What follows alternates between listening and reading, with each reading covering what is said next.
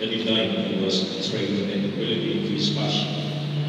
He took bread giving thanks, broke it and gave it to his disciples, saying, "Take this, all of you, and eat of it, for this is my body, which will be given up for you."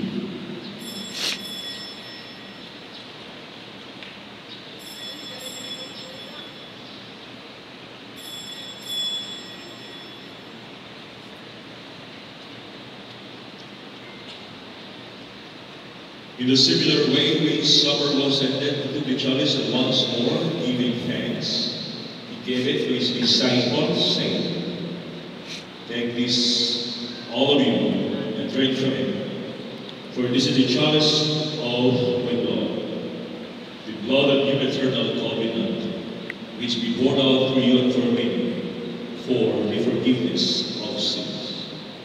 Do this in memory of me."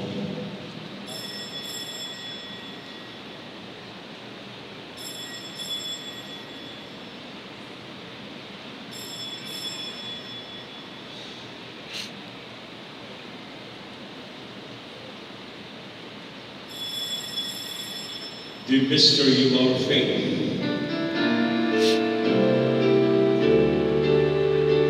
When we eat this bread and drink this cup, we proclaim your death, O Lord, until you come again.